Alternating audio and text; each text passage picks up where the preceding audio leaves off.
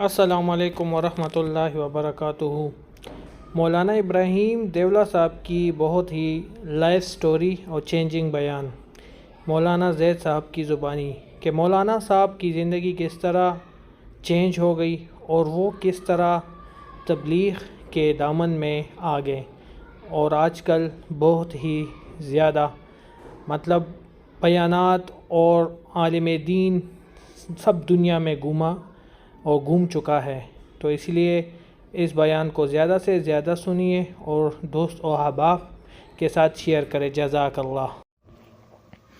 واجب الاحترام معزز دینی بھائیوں، حضرت مولانا ابراہیم صاحب دیولہ دامت برکاتہم حفظہ اللہ تعالی، ہم سب جانتے ہیں کہ اللہ تبارک و تعالی نے حضرت کے ذریعے سے لاکھوں لوگوں کو راہ راست دکھایا، لیکن کیا کبھی ہم نے سوچا کہ اللہ تبارک و تعالی نے حضرت مولانا کو اس کام کے لیے کیسے چنا؟ کیا اسباب تھے؟ کیا عوامل کار فرما تھے؟ میں نے براہ راست حضرت سے دریافت کیا کہ حضرت اللہ تبارک و تعالی نے اس کام کے لیے آپ کو کیسے چنا؟ حضرت نے پہلے تو انکار فرمایا، لیکن جب اصرار بڑھ گیا حضرت نے پوری حقیقت سنائی۔ حضرت نے فرمایا، سب سے پہلے تو میں آپ کو یہ بتلا دوں کہ حضرت مولانا 1933 کے اندر صوبہ گجرات کا ایک ضلع ہے بھروچ، وہاں کے ایک مشہور گاؤں دیولہ میں پیدا ہوئے۔ کسی کو یقین نہیں تھا کہ اللہ تبارک و تعالی اس بندے کے ذریعے سے ہزاروں انسانوں کو سیدھا راستہ دکھائیں گے۔ حضرت مولانا فرماتے ہیں کہ میں گاؤں کے مکتب میں پڑھاتا تھا، مدرس تھا۔ ہمارے یہاں تبلیغی جماعت کا کوئی ماحول نہیں تھا۔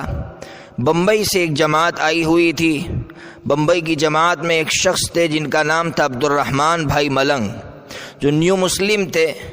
عصر کے بعد عبدالرحمن بھائی ملنگ نے اپنی سرگزشت سنانا شروع کیا، اپنی زندگی بیان کرنا شروع کیا۔ حضرت فرماتے ہیں پورا مجمع زار و قطار رونے لگا۔ مجمع پر اس کا گہرا اثر ہوا، حتیٰ کہ حضرت مولانا کے دل پر چوٹ لگی، لیکن حضرت مولانا فرماتے ہیں چونکہ ماحول نہیں تھا اس لیے اس وقت تو اس کام کے لیے نہیں کھڑے ہو سکے، لیکن سب سے بڑا ہتھیار جو تھا دعا، اس کا میں نے استعمال کیا۔ اللہ تبارک و تعالی سے میں نے رو رو کر دعائیں کی۔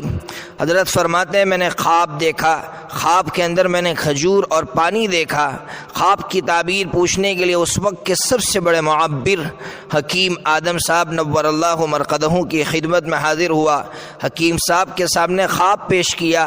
حکیم صاحب نے فرمایا، لگتا ہے آپ نے اللہ تعالیٰ سے بہت بڑی دعا کی ہے۔ اس خواب میں آپ کی دعا کی قبولیت کی دلیل بتلائی جا رہی ہے۔ حضرت مولانا فرماتے ہیں واقعہ بھی ایسا ہی ہوا۔ اللہ تبارک و تعالیٰ نے مجھے اس کام کے لیے چنا۔ سب سے پہلے میں نے بمبئی سے ایک جماعت یوپی کی طرف روانہ ہو رہی تھی۔ حضرت مولانا عمر صاحب پالمپوری نور اللہ مرقدہ کی عمارت میں نے اس میں ایک چلہ لگایا۔ پھر اللہ تبارک و تعالیٰ نے ایسا ہاتھ پکڑا کہ پوری زندگی اس کے لیے وقف کر دی۔ بیرون ممالک میں کبھی عراق، کبھی شام، کبھی پاناما، کبھی امریکہ جانا ہوا۔ 1972 سے مستقل آپ نے مرکز پر قیام فرمایا۔ اس کے بعد اللہ تبارک و تعالیٰ نے اتنا بڑا کام لیا کہ سب سے بڑا اجتماع جو سب سے پہلے امریکہ کا پہلا اجتماع تھا 1980 کا، اس میں اللہ تبارک و تعالیٰ نے ان اکابرین سے خوب کام لیا۔ خود حضرت مولانا فرماتے ہیں کہ حاجی عبدالوہاب صاحب نور اللہ مرقدہ، اللہ تبارک و تعالیٰ ان کی قبر کو نور سے بھرے۔ فرماتے ہیں کہ امریکہ کا پہلا اجتماع تھا، لوگ مانوس نہیں تھے، وہاں کے بڑے بڑے افسران آتے، حاجی صاحب ان کو بٹھاتے، ان کو مانوس کرتے، ہدایہ پیش کرتے۔ اللہ تبارک و تعالیٰ نے ان افسروں پر اتنا گہرا اثر ڈالا کہ متاثر ہو کر وہاں کے میئر نے حضرت جی مولانا انعام الحسن نور اللہ مرقدہ کے ہاتھ میں ایک چابی دی بطور ہدیے کے۔ حضرت جی نے نیک فالی لیتے ہوئے فرمایا کہ اللہ تبارک و تعالیٰ نے تو ہمیں اس کام کے لیے چابی دے دی، یعنی اگلے راستے کھول دیے۔ بہرحال اللہ تبارک و تعالیٰ نے جو کام لیا وہ ہمارے سامنے ہے، لیکن حضرت کی زندگی سے ہمیں جو سبق سمجھ میں آیا وہ یہ ہے، سب سے پہلی چیز جو سمجھ میں آئی وہ یہ تھی کہ ہمیں کسی انسان کو حقیر نہیں سمجھنا چاہیے۔ ہوتا یہ ہے کہ جب کوئی بیان کرنے کے لیے کھڑا ہوتا ہے، میں عالم ہوں تو میں یہ سوچنے لگتا ہوں کہ یہ تو عالم نہیں ہے، یہ کوئی بڑا مقرر نہیں ہے، ہم اس کی تقریر کو چھوڑ دیتے ہیں، لیکن کیا معلوم کہ اس کی تقریر میں کتنا اثر ہوگا اور اس کی تقریر سے کتنے ابراہیم پیدا ہوں گے۔ دوسری بات یہ سمجھ میں آئی کہ مخالف سے مخالف ماحول میں بھی اگر ہماری طلب سچی ہے، ہم رو رو کر اللہ سے دعائیں مانگتے ہیں تو اللہ تبارک و تعالیٰ اس کے لیے راستے کھولتے ہیں۔ اس لیے ہمیں رو رو کر اللہ تعالیٰ سے مخالف ماحول میں بھی دعائیں کرنا چاہیے، عافیت مانگنی چاہیے۔ اللہ تبارک و تعالیٰ سے دعا کرے، اللہ تبارک و تعالیٰ ہمیں بھی ہدایت دے، اور اللہ تبارک و تعالیٰ ہزاروں نہیں لاکھوں بلکہ ان گنت لوگوں کی ہدایت کا ہمیں سامان بنائے۔ وآخر دعوانا ان الحمد للہ رب العالمین۔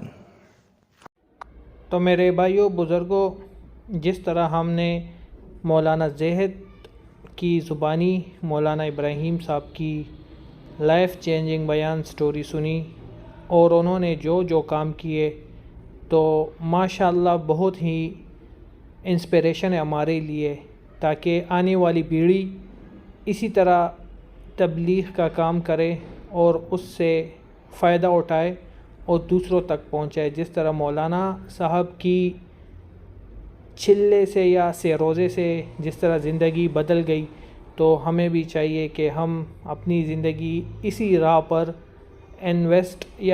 انویسٹ کریں، کیونکہ اسی میں ہماری آخرت کی بھلائی ہوگی۔ باقی میرے بھائیوں دوستو، یہ دنیا فانی ہے، یہاں پر کچھ کام نہیں آنے والا۔ پہلے تو میں گناہگار ہوں، باقی ہم سب ہیں، تو ہمیں اللہ کی راہ میں نکلنا چاہیے۔ یہ زندگی زیادہ سے زیادہ 60 سال 70 سال، آج کل تو جوانی میں لوگوں کی موت ہو جاتی ہے، پتہ نہیں ہماری کب ہوگی۔ تو اللہ ہمیں تبلیغ کے کام کرنے کی توفیق عطا فرمائے، اور ہم تو بہت ہی گناہگار لوگ ہیں، ہماری کئی وجہ سے کوئی کسی کی زندگیاں بدل جائے تو بہت ہی اچھا ہوگا۔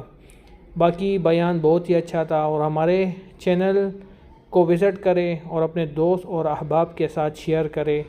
جزاک اللہ، ماشاء اللہ۔